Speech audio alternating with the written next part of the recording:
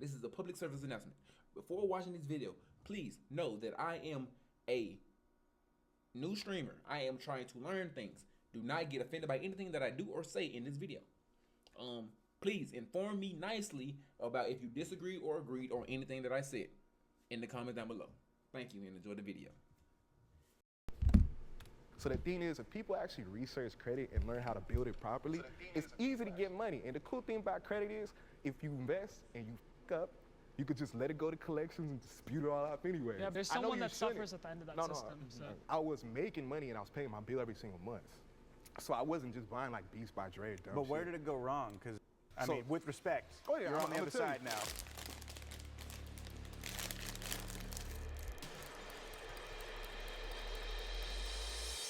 Step forward if you've made less than 1K in 2024.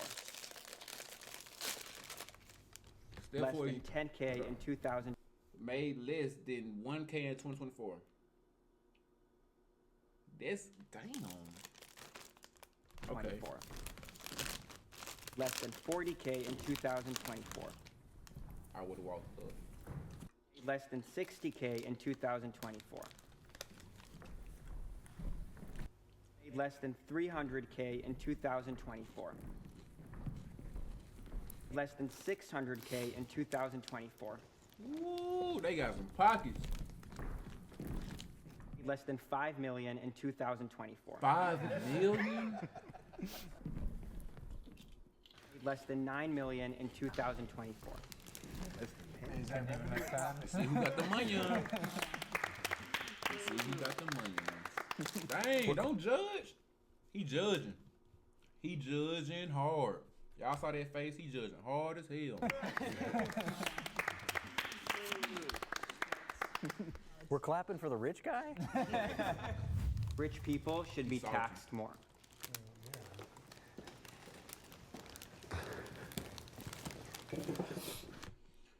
Me personally, like I want it to be fair. You know what I'm saying? I want it to be fair.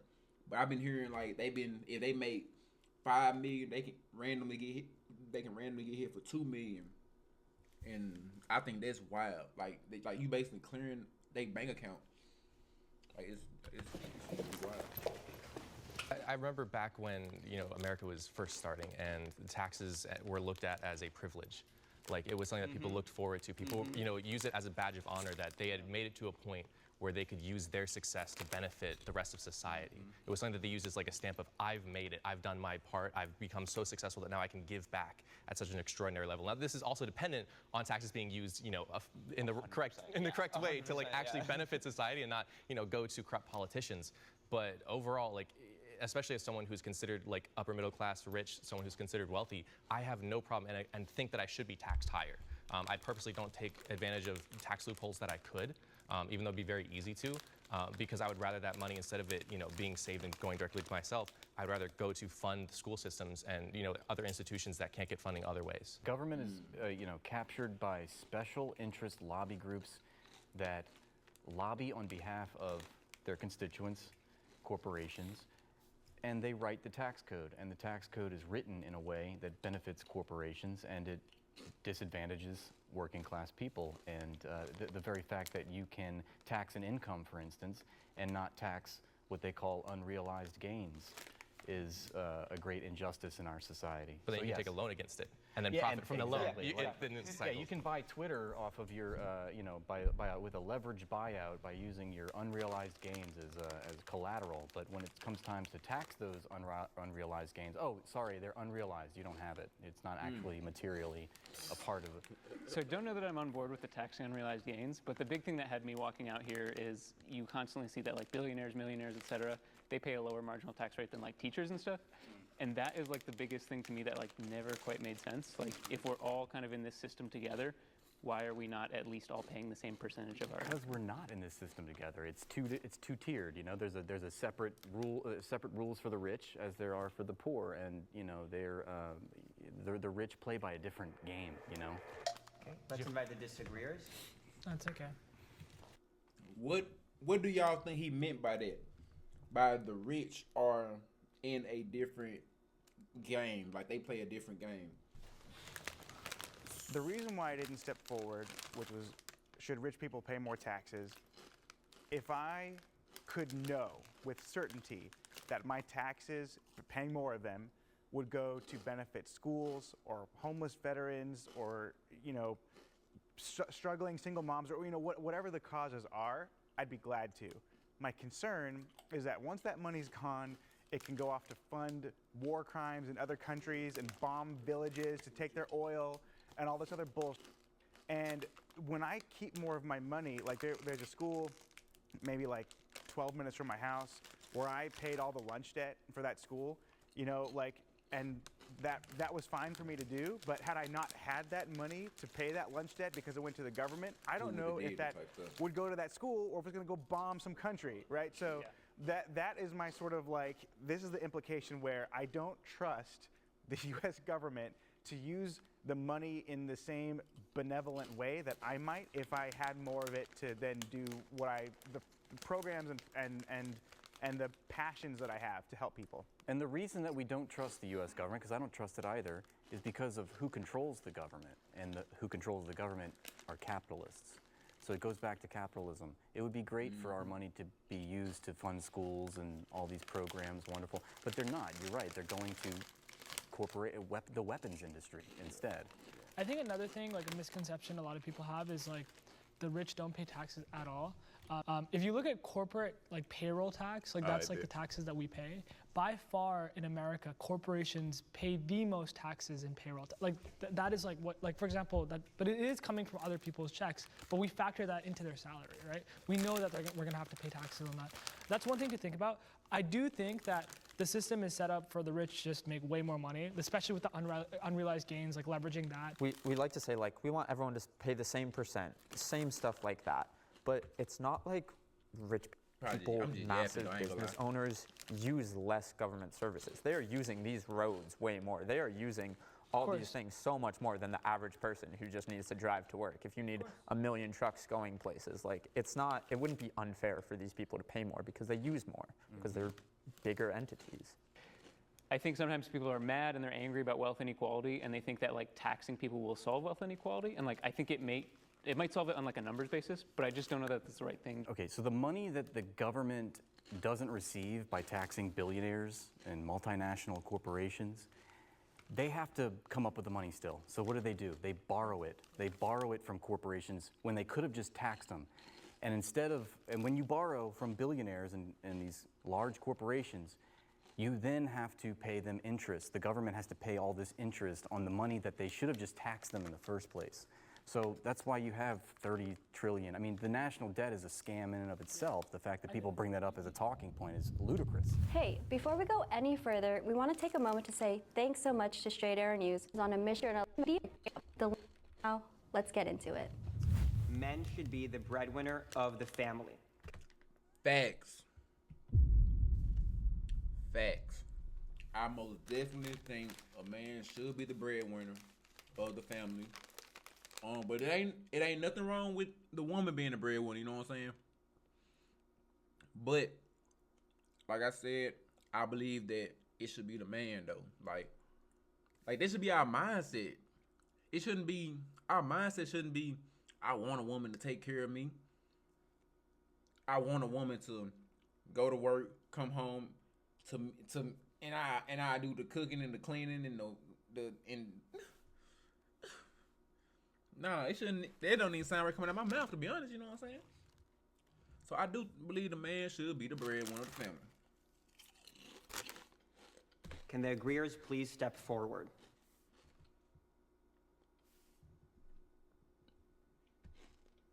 I often say, somebody better step up. I gotta hear this. What's up? I grew up in a pretty traditional Muslim household, and that's the richest one. This the one with the 9 million. Come on, man. And it's like very common for like the y'all can't see cause my camera in the way. Look at that.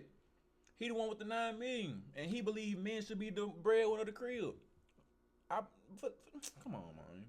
Talk to him. Man to kind of be the breadwinner, and like that's the tradition I grew up. So I have very strong beliefs in that.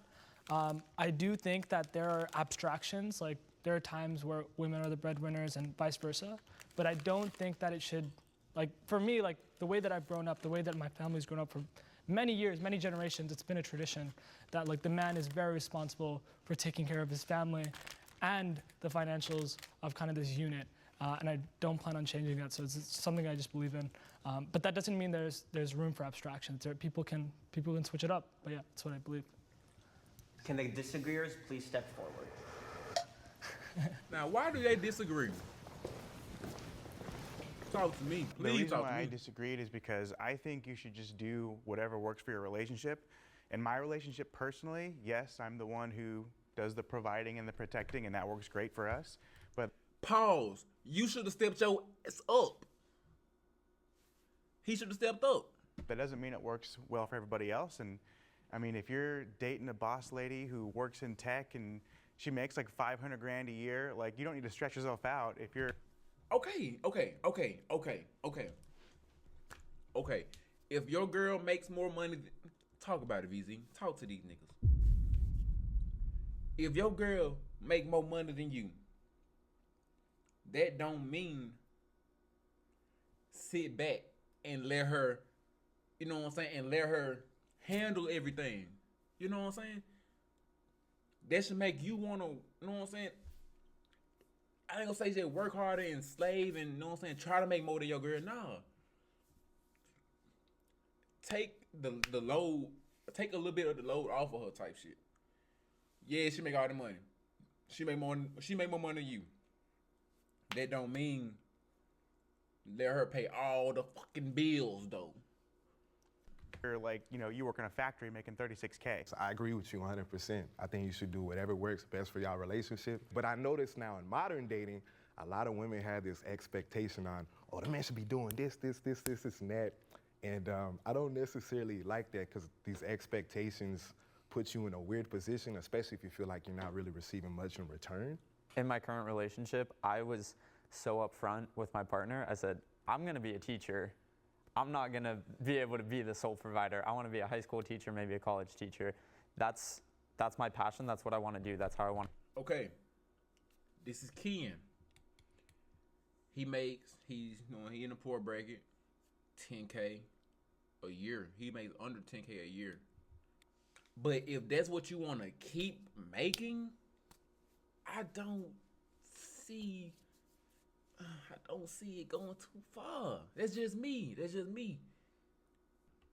You want and you want to give back to the world. That's cool too. But you made 10K in 2024. Be able to be the sole provider. I want to be a high school teacher, maybe a college teacher. That's my passion. That's what I want to do. That's how I want to give back to the world. And she said, I love that about you. That's one of my favorite things about you. And we're going to make that work. I'm going to work. She's going to work. And we got to get through it somehow. It's really hard to survive in this capitalist society right now. I don't know. With That's having just me. one provider. I mean, I think everyone on this side of the room probably can if you're the rich man, but a lot of us, we need two incomes. It's just not possible for the man to be the sole provider, breadwinner. The reason that I put the expectation on myself is because like I also expect other expectations of my wife, right? Like I'm not gonna marry a woman that's not gonna be able to take care of my children, right? Like I think that's one expectation that I have. And once again, this is not an arbitrary thing where it's like, it has to be this way or that way. It's just what I believe. I think we all have our expectations in relationships, and as long as we communicate those with a partner and are super upfront with that, there's no problem. I only disagree with the characterization of the premise that men should be the breadwinner, as if we should be conforming to traditional gender roles in this society. I think there's a term that I learned maybe last year is financial compatibility, and I think that's one thing that is really important in a relationship, because if you're making a lot of money and your partner isn't really, and because but I personally think that a relationship, both people should work, both people should be just contributing. But if someone's making a lot more than the other one, then it will always feel just incompatible, because it'll always cause the other person to feel, oh, like I'm paying more, I'm contributing more, I'm working more. I was going to say, I think there's a bit of nuance there. I'm in a polyamorous relationship where I make significantly more than my partners. One of them is an RBT, so they work, minimum wage, working for schools, working. Hold on, he in a what relationship?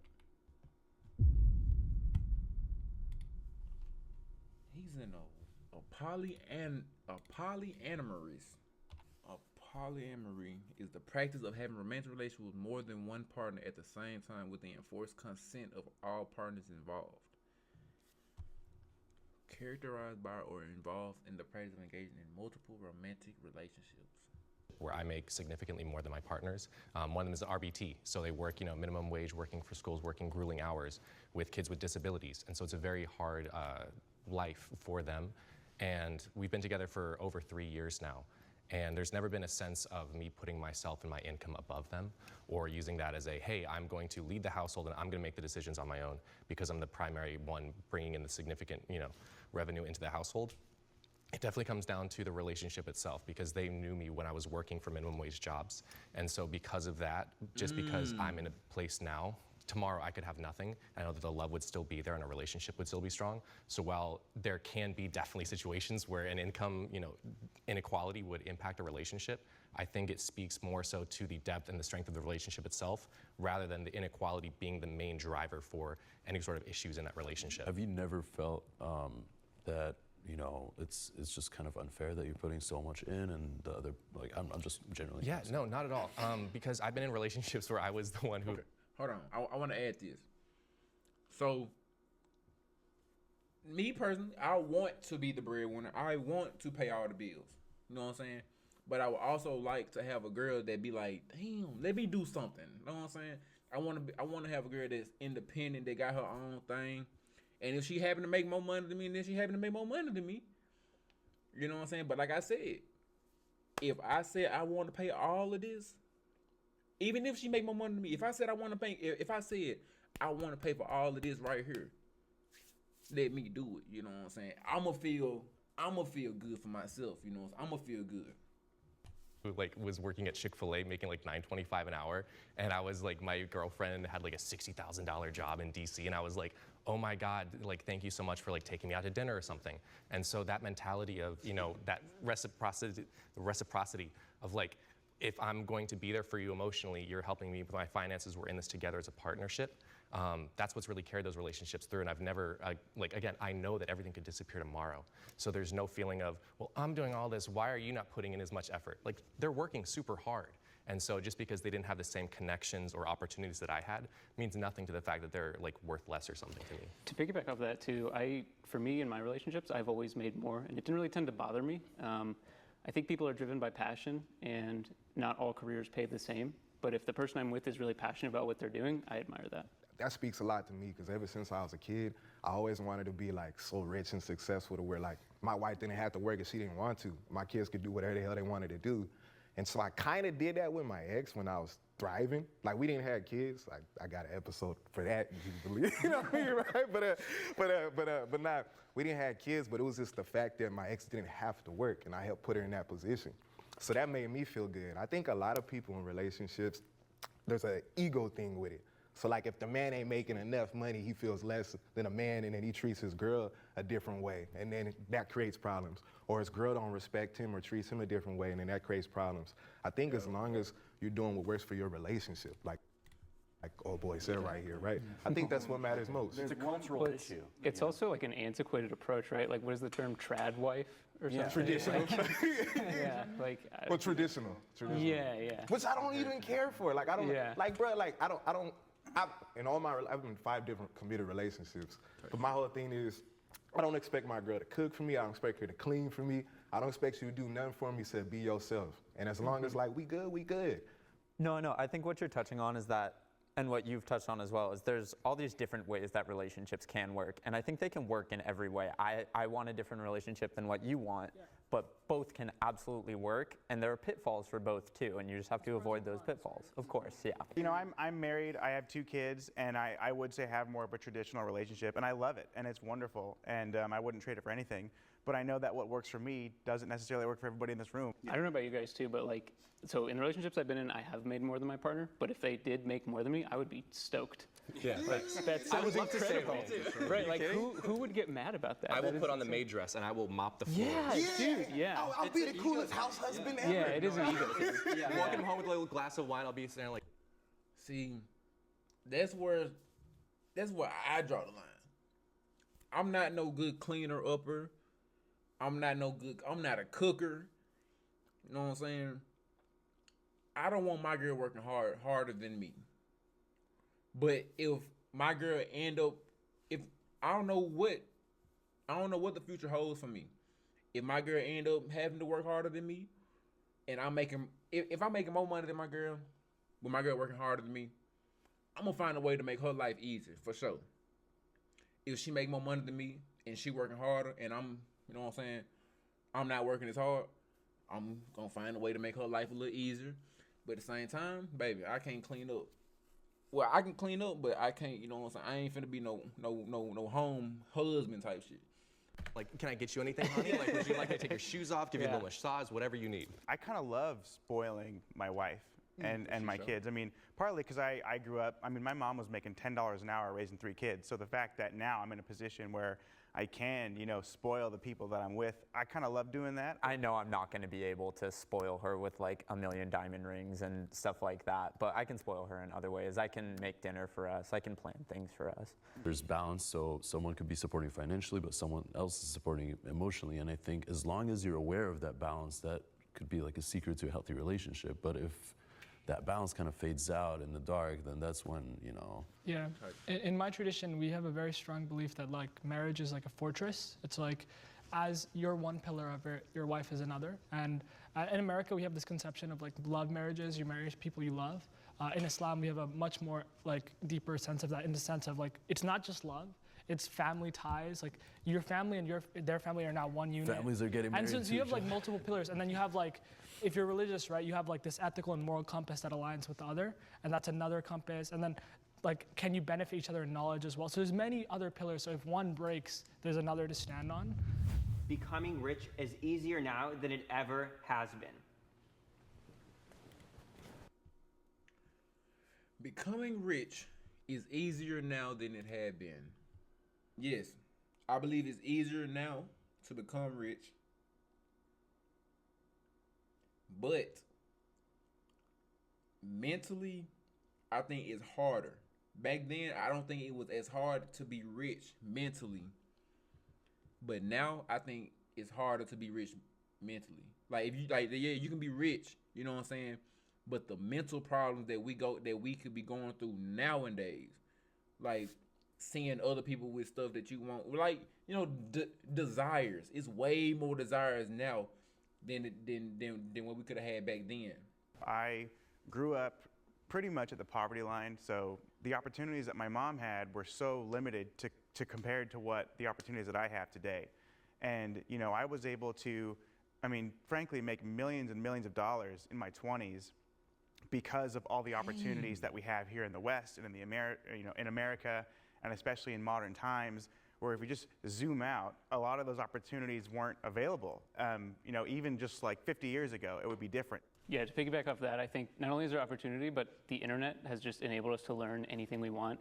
I think the fact that you can just be making money off of your laptop just anywhere in the world is revolutionary. I think there's been a bit of an explosion of non-ethical ways to make money. I feel like that's been a big thing in recent times. Making money off the backs of others has become easier than it ever has been, I think. Like, you can just start a podcast and just like on women the whole time and you'll just like blow up and go crazy. I think like in late stage capitalism, there are so many exploits and things you can do, and I'm not saying you guys have done that specifically, I don't know your stories, but like you can be a landlord and just start charging exorbitant amounts of rent. That's why it's so unaffordable to live, especially here in California. Like there are so many evil ways that people can make money that I think it's easier now than it ever has been if you have sort of sketchy morals. Is a landlord always an evil way to make money to you? Honestly, not always, but I would love to see society move away from this, from housing being a form of investment. So I am a real estate developer, and I just bought a piece of land to build a house. The piece of land, just for the dirt, $735,000. Just the permitting, just like literally the fee that I had to pay to get the right to build on that property that I own, 110 grand. It's challenging to offer affordable housing when you're already $800,000 deep and you haven't even put shovel to dirt? I don't put as much blame on the individual as I do on the systems. I really wish. I would love to back you up on that. So I actually have a pretty strong thesis on this. So like I bought property and stuff before, and I've realized like the system just favors the rich. And the reason for that is because of interest. Like from this, once again, I tie this back to religion often, but like in Islam, it's like you're not allowed to mess with interest. And the reason for that is because it favors. Do y'all think life would be easier rich than it is poor? And remember, think about mentally. Think about mentally. The rich in a way where it pulls away from economic gain from society, and it's like, hey, because I have $100,000, I can pull $1 million of leverage. Well, if you only have 10,000, you can only pull 100,000.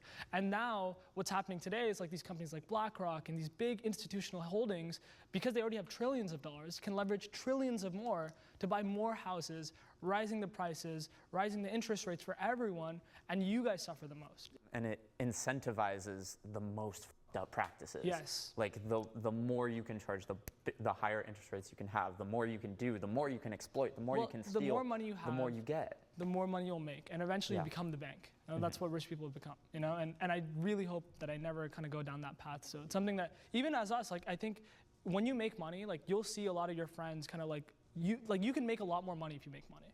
And like you have to really control yourself. That's why I also believe that making a lot of money is actually a curse in a way too. Like there are pros, yes, you can have a lot of nice things, but you also have a lot more options to do bad things. And they might not be clearly bad things, like taking a loan on something bigger, or like they're not inherently bad, but it's like they can hurt someone on the back end, and I just don't believe in that. I don't necessarily see interest as evil. I mean, there's a cost to debt, right? There's like a Me personally, I think I'll be cool like where he at in the 300,000 range. I think I'll be cool, cause I want to be able to help. I want to be able to help other people. Like I don't know if I'll be able to help them become, you know what I'm saying, become rich. But I want to be able to take some load off of people. You know what I'm saying? I want to be able to take some load off of people. I want to be able to help out the community.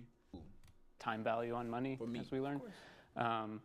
But I do think, to your point, I think that's where a government's duty is to step in and kind of put those guardrails. People still in the back. Like it's hard not to sometimes, but I do my best not to ever put the blame on the individual, because any individual is not going to be able to change that system that encourages this stuff. When people learn like to utilize credit in America, I don't know if they even have credit in other countries or if it's similar to America. They do, but America is by far the biggest credit lender in the world. So that, right? Back in 2019, like nobody ever taught me like how to go about building credit properly, right? But in 2019, I had friends that was doing drop shipping automation, like Amazon automation, right? So I had a friend, they was all running stores. So she was charging $8,000 to get into this thing, but I didn't have $8,000 at the time. So I started researching credit. I asked questions from all my little rich friends on Facebook. I went on YouTube. So I did research. I went a different route. I got 3 unsecured credit cards for $1,500. I learned about authorized users.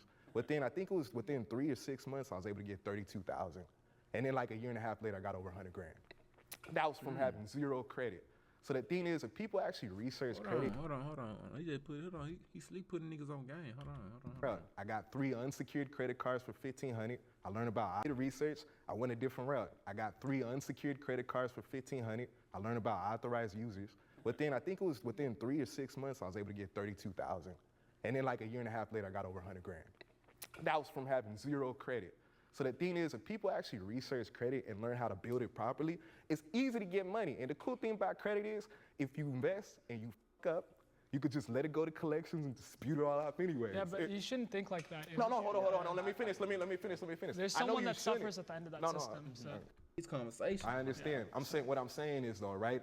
Go about it the right way. Be responsible. Pay your credit, because don't fuck up intentionally. But what I'm saying is, it's easy to get the money to invest if you know what you're doing. Yeah. But the thing is, if you don't... It's so, sorry, just to cut you. It's so easy to get the money that people will dig themselves in the hole because they see money. Well, I agree with you. Yeah. But what I'm saying, there's a difference between good debt and bad debt. Of course. So I was using my debt for investments. I wasn't just buying like... credit cards though?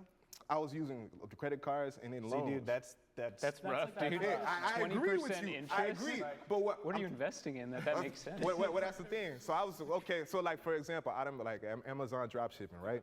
I was making money on cashback. So the thing was, I was making money and I was paying my bill every single month.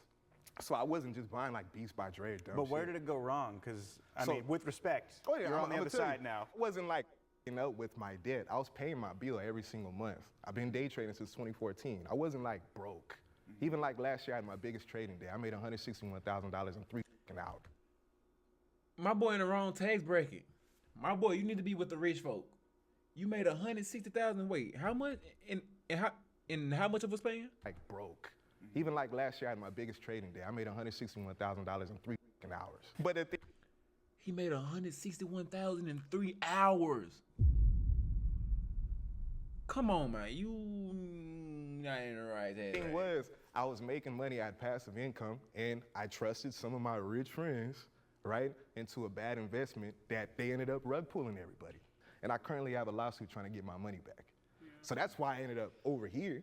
I always wanted to be on that rich side for this episode. You know what I mean, right? I feel like your story kind of epitomizes like my worldview on this question, is that it's easier to make money now because there's so many ways of passive income.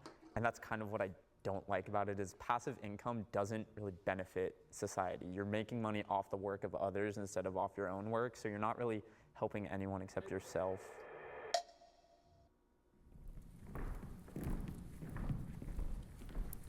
We're talking about a societal trend, and you can't disprove that thesis or that premise by citing your own personal story. You have to look at actual data. And when you say it's easier to get rich now than it ever has been, who's getting rich? And if you look at the data, it's the top 1% of the population. And I just thought of some statistics which would help my point, which is to say that, you know, the largest increase in the poverty rate from one year to the next happened in 2021 to 2022. The majority of Americans live paycheck to paycheck. It's a very precarious life for most of us. And we live in a world where 3 Americans own more wealth than 150 million other Americans, the bottom half of the American population. Another statistic is 8 people in the entire world own all of the wealth, own more wealth and power than 90% of the bottom half of the population. 8th wealthiest individual own more wealth than the poorest half of the world. Right, 50% of the bottom half of the population. That's from Oxfam, and that is 4 billion people. So 8, and this is in 2017, mind you.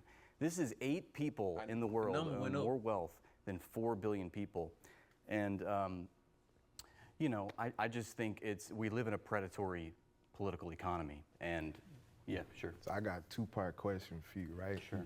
First part, do you believe in anybody in this half moon shaped circle is better than you? Absolutely not. Okay, so if we have personal experiences that we made different kinds of money, do you feel like that could potentially happen for you as well if you apply yourself properly? I think that it's not about an individual answer to a systemic question. We're talking. I think he's asking right here. If you applied yourself harder than what you are than what you're doing right now, do you think you would make it into this tax bracket? I believe that's the question he's trying to ask him. Let's go back. Because if that is the question, I do believe if you work harder, if you work harder, like whatever it is that you got to do to make it into the tax bracket, he probably don't know what he want to do to make it into that tax bracket. Like me, if I didn't want to stream, and if I just wanted to work in a warehouse, I would have to work harder to be in their tax bracket, to be in the other half of this room type shit. Right now I'm over here. I work in the warehouse. I'm over here. If I wanted to work harder and apply myself to become over here, I would have to work hard in that warehouse and become a lead. Then like I'm 23, bro.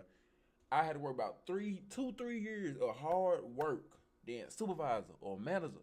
Even when I'm a supervisor, I can still slick. No, when I'm a lead, I'm still slick over here. You know what I'm saying? Leads don't get paid that much. But then supervisor, I probably get in the middle. You feel like that could potentially happen for you as well if you apply yourself properly? I think that it's not about an individual answer to a systemic question. We're talking about institutions, okay? I'm sorry, think about, you're talking about the housing industry, the real estate, how expensive it is. And, well, the reason for that is because the housing industry has been monopolized by pretty much one corporation, Blackstone, which bought up all the housing, all the private property, and raised all the rents. And so you have to compete with that now. And so, yeah, that's why there is no affordable housing anymore. The homelessness. Okay. There is no affordable housing. Me personally, I think people are not putting cribs in. Okay. People want to live in good areas, you know what I'm saying? People want to live somewhere where their car don't get broken into, where where a gas station close by. They want to. It's a certain look that they want, you know what I'm saying? But I believe it's places out here, it's areas out here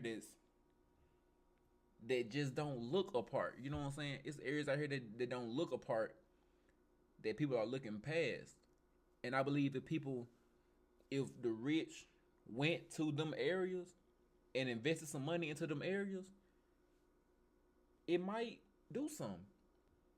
It'll attract the higher people and be like, oh, we can move over here. It's closer here and it's cheaper. You know what I'm saying? That's what I think. This has never been higher.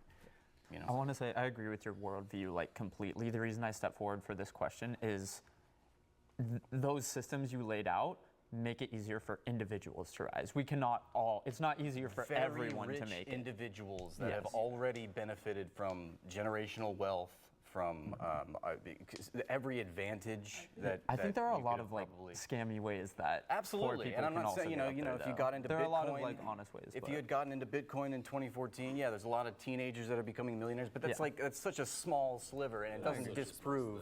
That doesn't disprove the entire thesis of this. When I hear that question, right, the hardest thing I have for me is I understand not everybody can get rich, but I truly do believe in America, everybody has the opportunity to be rich. Now, you may have come from a different background where it's harder to come up, you know what I mean? Well, but of the two people in question, you have had a harder time, no doubt. Wait, because of my past, though. Why not, right? It's because of your race. It's because of the color of your skin. That is because race. Hold on. Did he just imply that on his own, or did my guy say something about race? Rich. Now, you may have come from a different background where it's harder to come up, you know what I mean? Well, but of the two people in question, you have had a harder time, no doubt. Wait, because of my past, though. Why not, right? It's because of your race.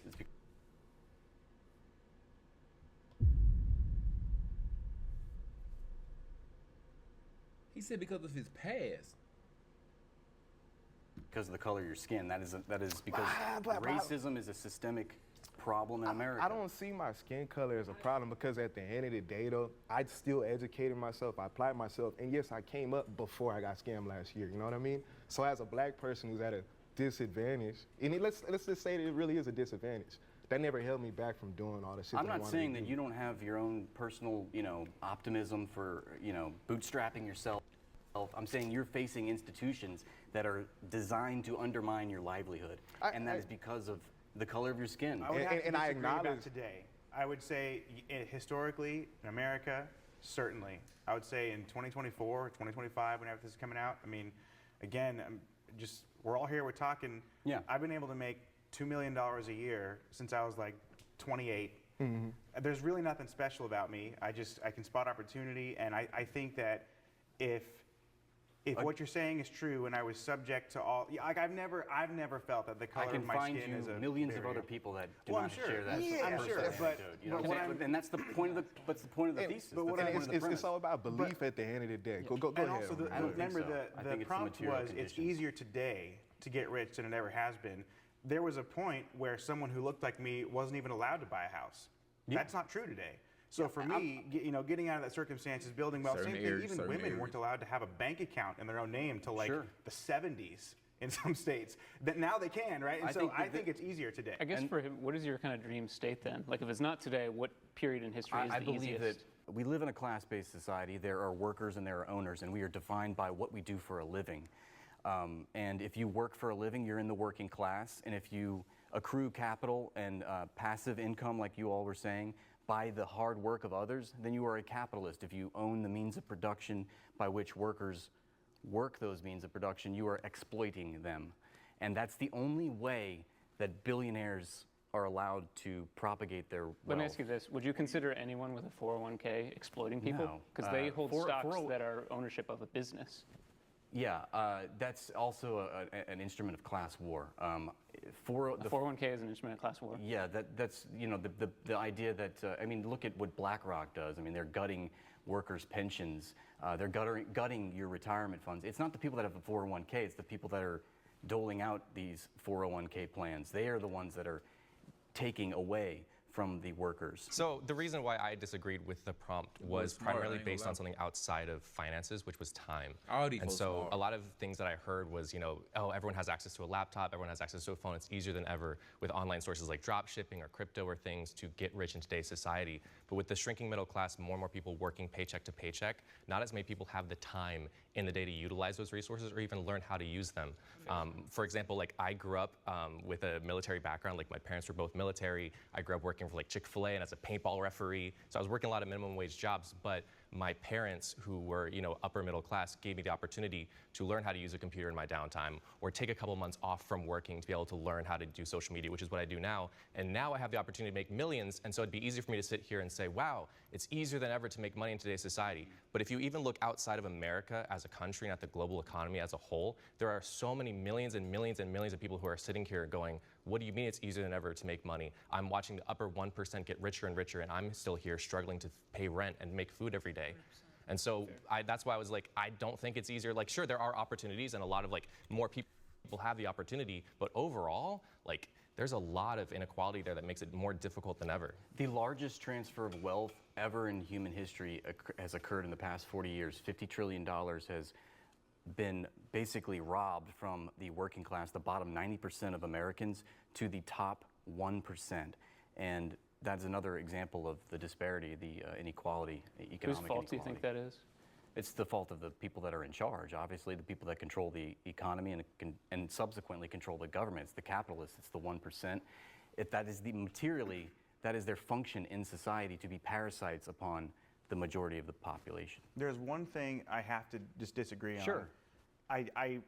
As far as wealth inequality goes, there's no question. Today, it's more exacerbated than at any other time. Yes. There's people that have hundreds of billions of dollars, and there's people that have nothing. Right. So that is absolutely true.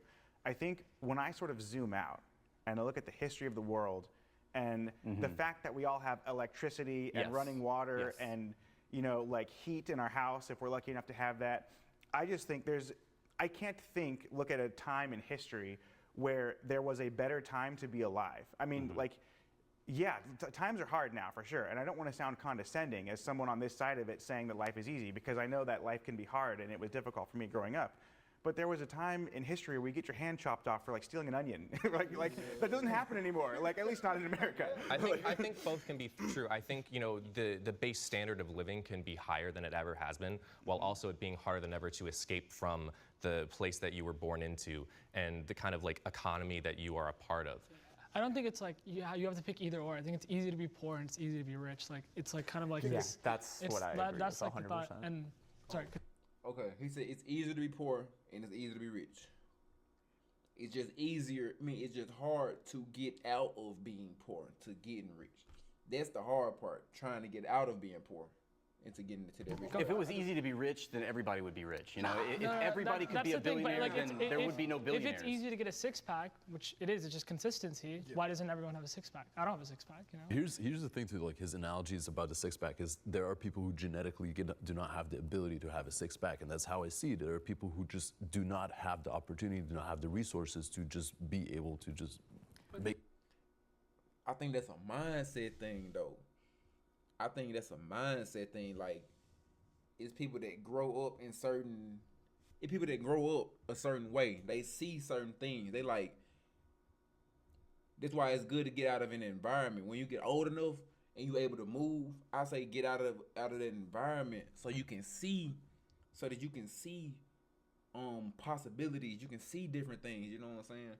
Make money. I think not everyone statistically can become successful. You have to believe it though. Like if you're ever gonna become successful, you have to believe it. But not everyone's gonna, like even like the six-pack analogy, right? You have to actually believe that you can get a six-pack even though you can't. I think that's the part that I really agree with, which is why I stepped forward. I feel incredibly lucky to be in the West, to be specifically in America, to be in modern times. We have so much opportunity in America. I'm not saying that it's not complicated or challenging or that times aren't tough. I'm just lucky to be here, and that like this is, again, just zoom out in the West, in America, it's such an incredible time to be alive. This is such a fallacy because, like, yes, of course, the United States is the greatest, most wealthy country in the world because we've robbed the entire world. 100%. I'm not disputing that at all. Yeah, no, I'm saying you're not. I'm just saying you're accurately saying we have the best opportunity in the world, and I'm just saying those are ill-gotten gains. There's no such thing as an ethical billionaire. I don't know what that question means, so I'm gonna be quiet. You exploiting people in the process. Absolutely. So, yeah, it's impossible to work hard enough to be a billionaire. You will have to extract the surplus labor value from other people. It's not possible to do that at all. Like, I think the closest, we have a weird almost exception, but not really exception in modern society with celebrities where people actually like just prop them up and do that, and they're not necessarily exploiting others themselves. And so that's like the only thing I think where it could be questionable. do you have an example, like a specific example of someone that's a billionaire? No, that might be? that's my thing is that they don't reach billionaire status because billionaire is so insanely high. Right. I think you could be like 100 millionaire ethically maybe through that specific mean, but billionaire is so astronomically high, it's impossible to get there without exploiting others. I look at someone like Taylor Swift, who I'm a huge fan of, love her, but her capitalist business practices are insane. Yeah. We're charging like $40 for little things, and we're exploiting people in all these other ways to like make these things for so cheap and do this and Yeah, you become a billionaire by investing, you know, and you don't. It's not through hard work. Nobody becomes a billionaire through hard work. You get it through exploiting people. You know what the difference between $1 billion and $1 million is? It's about $1 billion. Yeah. I mean, nobody really understands how much wealth is $1 billion, and to think that there are people in the world that have hundreds of $1 billion and they're on their way to becoming trillionaires. The disparity has never been greater, and I don't believe that there's any way you can acquire $1 billion and without being unethical, and I've yet to hear a strong argument in the opposition.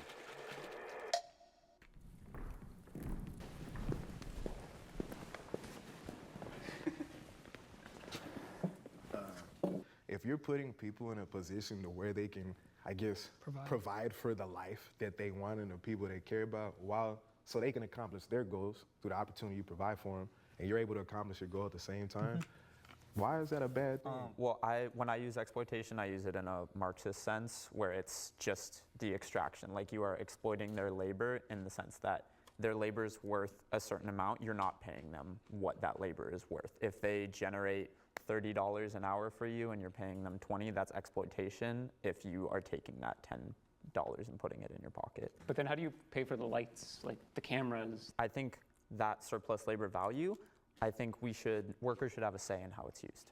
And that's my biggest problem, is that the workers don't have a say. Is there a sense where we could maybe raise the minimum wage to a certain level to where it's not seen as exploitation? The very concept of earning a wage is exploitative by design, because you could be, like he said, you could be producing all this value as a worker, but you're capped. What if you get stock in the company? So it's pretty common in the tech place to get restricted stock. How does a company raise the shareholder price of their company? How do they do that? Make more revenue. Right? Usually there's traditional finance metrics like revenue, but in general it's more people are buying revenue. By selling goods and services. How do they make goods?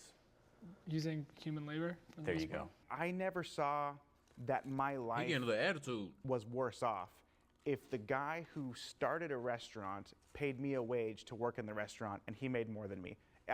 it never bothered me. If the owner of the restaurant was like, yeah. There were slaves in the 1830s that didn't think they were being exploited as well. But except it was my choice. But also, it was my choice to go get that job and earn a wage. Yes, and if I gonna didn't say want the it, I could system quit. forced you to well, do but it. no, also the person paying you to do that was not a billionaire. A billionaire takes that to the most extreme level, where it wouldn't be taking $1 here of surplus labor value and doing this with it. It's extreme greed, extreme wealth hogging to get to that level. So I personally know many billionaires. One of my closest mentors, he used to sit 2 desks away from me.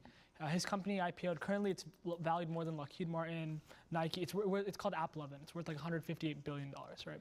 This is the most kind, genuine person you'll ever meet. Ever since he's made money, so he like has a crazy story. He started working when he was 14, 15, made a ton of money, and it was the same thing. Like my story is very similar, where it's like I started working at 15, I was paid $8K a month, and I actually loved it, not just because of the money. You see, it's different. He said he get paid $8K a month from his first job, and you was 15. What you, bro? $8K a month. What was you doing? Who was your, like, my first job, I was working at Outback. I almost definitely was in under 10K a year. I almost definitely about 10K a year. Outback, $2.30. This is exactly what it was. $2.38 an hour. I only got paid off tips. It's like I started working at 15, I was paid $8K a month, and I actually loved it, not just because of the money. I knew so I was making someone way more money, but it was the fact that I could learn from them, like learn how to get into that position. So the system never bothered me in that sense, because I was like, I can beat that system. If there's no such thing as an ethical billionaire, where is that limit? Can you be an ethical millionaire? Can you be an... My bad, y'all. One thing I wish I could do was be a good pitcher. If I could have been a good pitcher, like be able to sell things, I think I would have been cool with it. Like, it was so many jobs they was hiring for, like them people that go door to door, trying to see if they want to buy solar panels, trying to see if they want to get water and stuff, and people was getting paid off of the sales. You know what I'm saying? They were getting paid off people that signed up for them solar panels, that signed up to get certain water delivered to their door type shit. If I was a good person that was good with people, I probably would have been good at that type shit. But and they were getting paid good money. Ethical 100 millionaire? Like where is the point at which suddenly I'm now unethical? That's a great question. I couldn't give you a number. I think $1 billion is way past it though. I don't think it's anywhere near $1 billion. I can't give you a number, and I don't think every millionaire is an evil person, 10 millionaires an evil person. I have a friend who's a solo founder. So he's in the in the tech space, and he on freak accident got really into AI super early, like years ago, right? And him by himself, he's sitting with his computer, he's like in his 20s, and he codes some shit, and he creates a company, and now it's suddenly IPOs, and it's worth $1 billion. He didn't do anything. He didn't go out and say, you know what, I'm gonna make this $1 billion, and I'm gonna fuck over everybody in the process. He's doing something that he loves, and now suddenly the world says, and the stock market specifically says, your thing is now worth $1 billion. Now it is suddenly my friend now is an unethical person, and he has to hang himself? Like, what does he have to give away his money? Like, he's evil. Like, where is that point? It's easier to make money if you're a white man. It's easier to make money if you're a white man. I wouldn't walk forward. I wouldn't say it is, because I met some great Caucasian people. And they really, it is really some that want to see us prosper and do better, because of how society treats us, because of how how we get treated type shit. We're making a broad statement. Why he walking Obviously, all the way it's over there, not. though? There are people that aren't white that make a lot of money, but I think statistically, generally speaking, it is easier. Statistically, generally speaking, it is easier to make money if you are white. It's easier to be advantaged by these institutions that govern public life if you are a white person, specifically a white male. But goes back to systemic racism. I mean, it ain't like somebody gonna come up to you and be like, "Hey, do you want to make $10,000 a month?"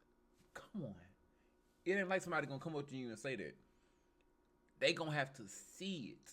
They gonna have to see that you want to make $10,000 a month, and they be like, you know what? All right, bet. I'm gonna put you through the. I'm gonna put you through the door. That's when it gets different. If a black dude was striving hard, and that white man said, "Hey, I can tell you want to make $10,000 a month. Come on, I got you." That's, you know what I'm saying. It's work ethic type shit. Institutions are, capitalism has given way to, like a byproduct of capitalism, in other words, is white supremacy. And, we're in the United States of America. We've had, this country was founded upon slavery and the genocide of the Native Americans, the slavery of African Americans. And that was by white people. Yeah, I think when you look at the statistics, you see certain demographics succeeding more than other demographics. And you can either look at that and say, oh, there's something inherent about those groups, which is just racism, or you can look at that and say, there must be some societal factors that lead other groups to excelling more than others. And another point is there have been studies made on, the eligibility of people to acquire a bank loan, for instance. And statistically speaking, it's far easier to acquire a bank loan if you're a white person than a black person. And that's just one of the examples. We have it's easier to get a college education if you're white. It's easier to make money if you're educated. Most white people, have a clear, it's all about equity. I do want to make one thing clear about my worldview, though, is that... I'm going to join you guys after, if that's okay. For sure. Is that I think on the left, the left of politics, sometimes it comes across very defeatist when we talk about this, and I never want to be like that. I don't want to say a person of color can't do this, can't do that, because that's also literally just racism, and people on the left do that a lot, sadly. But the prompt you can succeed, but it's just, it might be a little harder, and that difficulty can appear in a myriad of different ways. And I just think statistics show certain groups are more successful. I think one thing too I wanted to add that brought me out here, I don't know that it's tremendously more difficult, but it's definitely more difficult, and I think stats show that. And a big thing to me is so much of personal wealth is your home, and there's a huge racial net worth gap, and a lot of that is because of access to property ownership. And that's a big thing that I think, stored capital creates more capital. Right. So, we come from a society that, segregation was legal, 50, 60 years ago. That's, just a few generations ago. We're still feeling those reverberations, and,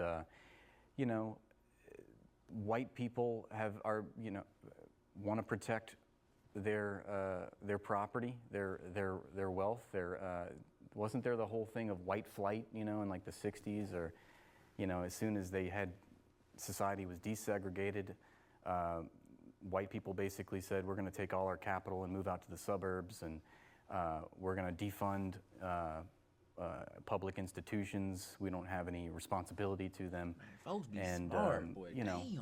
I just think it's pretty fairly evident at this point that systemic racism is an issue, and to acquire wealth, it's far easier if you... If anybody is watching this video this far ahead, please inform me. Don't call me stupid. Don't call me slow. Look the part. Do you think that will change as time goes on, though? Because I think we are for sure trending the right direction, and that's why I hesitated to come out here. But then bringing up the points of historical wealth and then wealth building off of historical wealth. I think it's headed in the right direction for sure. I believe anyone can absolutely succeed in America. Some people will have a harder path than others, but I believe anyone can. Sadly, I don't think everyone can. I feel like that is contradicted by capitalism, but I do think anyone can succeed despite their circumstances.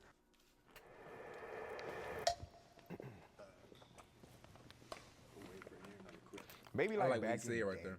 I don't really believe it, and I guess it goes up based off of personal experience. One thing that I personally hate is this whole victim mindset that a lot of folks in our community especially have. I hate that with a passion. Because like as a black dude, how I talk, how I present myself, some people in the comments gonna talk shit. I already know.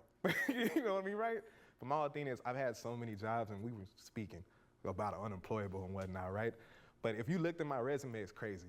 Like I've been a flight attendant, I've been a truck driver, I've been a perfume salesman, I've been a street performer on the Las Vegas Strip. I used to work background in porn. As a black dude who's done a whole bunch of shit,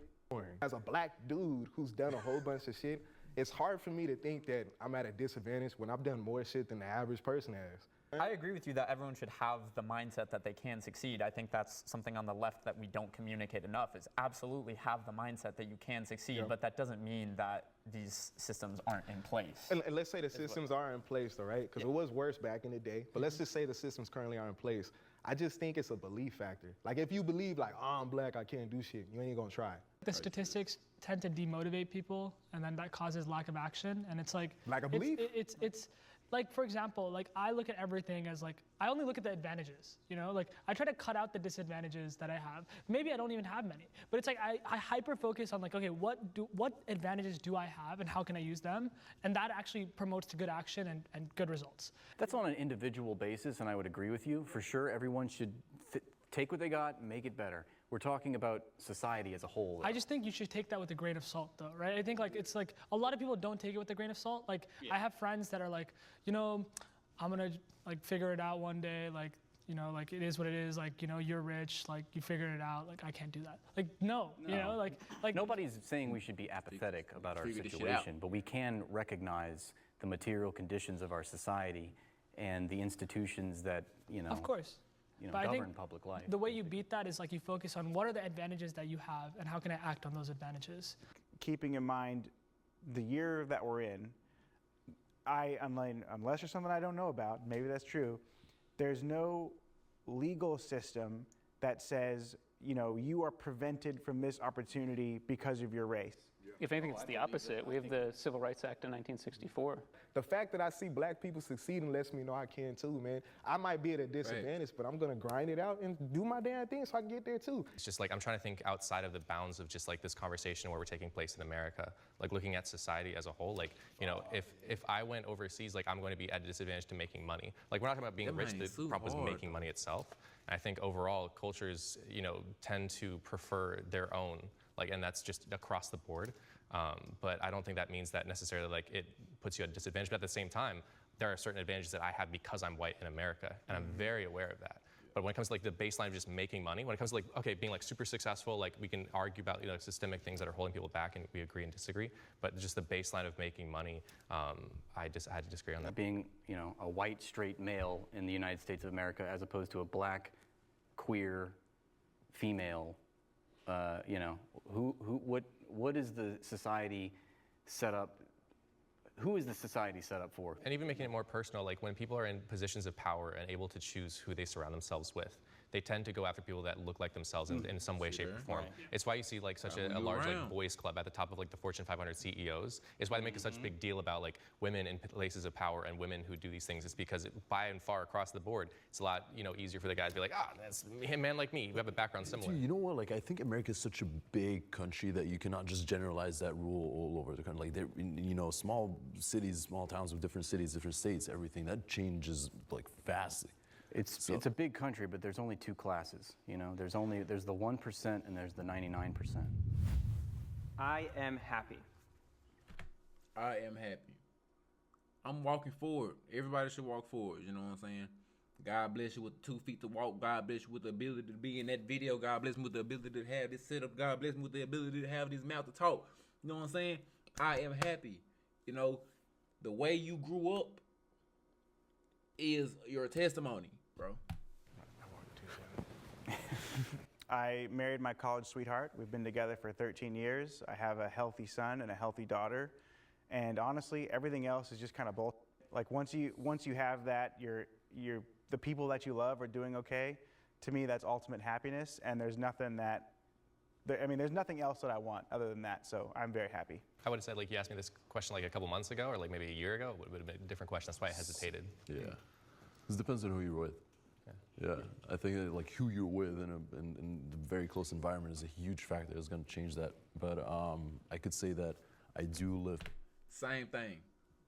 What he said if you would have asked me about another time period of my life, then it probably would have been a different answer. Most definitely would have been a different answer for me also.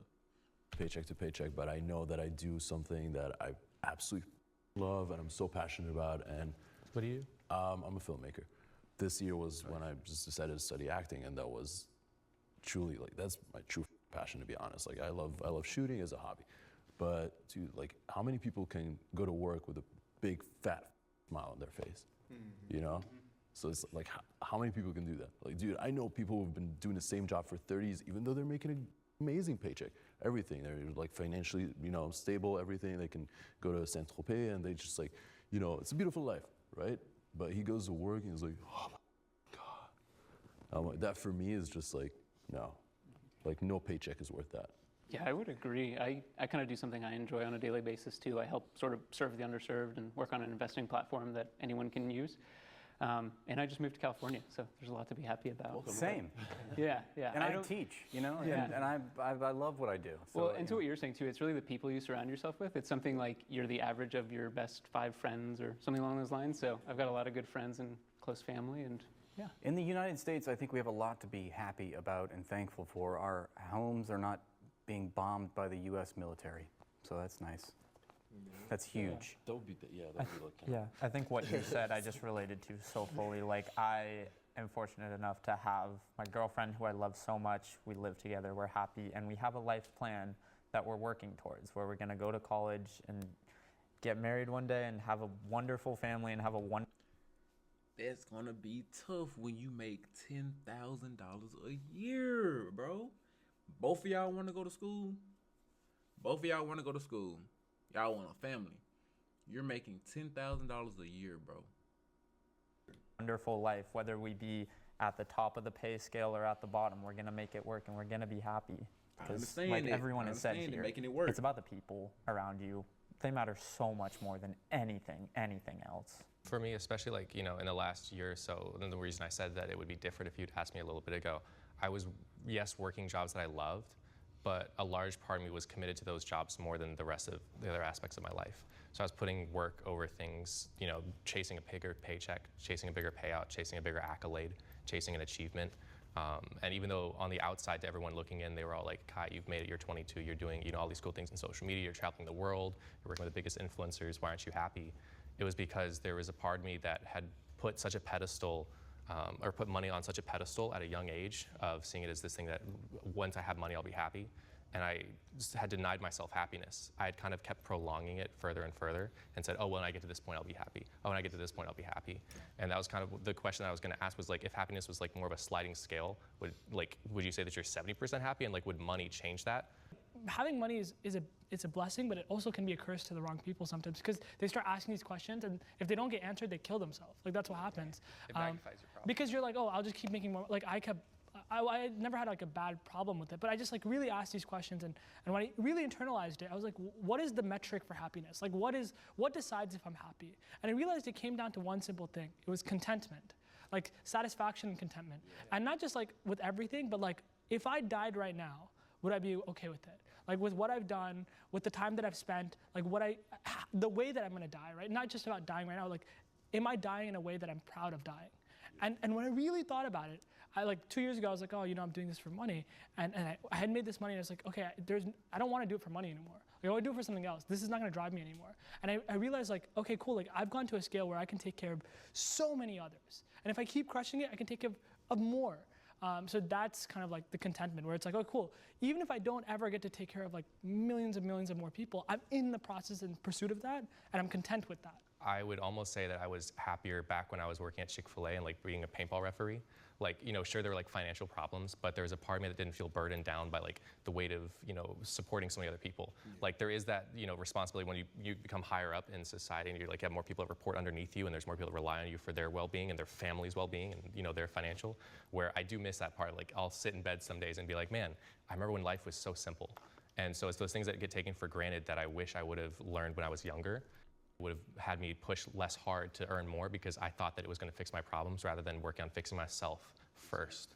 You know, I'm actually glad that the both of y'all spoke before I did, because I resonated with that so much though, man. It was, you know, when I had like the bulk of my money, right? I gained a shit ton of weight. I didn't have to do shit. Like I'll just wake up to money, you know what I mean, right? I was real like, my ex, we was living together, and she used to say all the time, like, there was times when I was laying, like, I had gained a whole bunch of weight. I couldn't even see myself pee, bro. Like, it was nasty. like legit. And my ex was like, baby, you got to get out for your ass, go do something. Yeah. And I was like, yo, I ain't got to, like, I don't have to do nothing. Like, we good, you know what I mean? But the whole thing was, I remember one day, my ex taught me about macronutrients, and then I was able to get in the best shape of my life. And that made me happy. Then she took us to a salsa class. I've been dancing salsa for the last 4 years. I found purpose in that. And my happiness more so comes from the purpose, like the purpose of doing things. Yes. You know what I mean, right? So although I don't have the bread that I used to have to do, I am content because I put myself out there and I make the most out of my situation. Good talking to you, fellas. Good chat. Poor gang unite. W video. I'm going to say it again. This is the outro. Y'all, please do not get on my ass. You know what I'm saying? I'm learning. I want to learn about this type of stuff. I want to be able to I want to be able to have conversations like this. You know what I'm saying? So please let me know what y'all think in the comments. Let me know what y'all agreed on, what y'all disagreed on. Yeah, W, rich men versus poor men.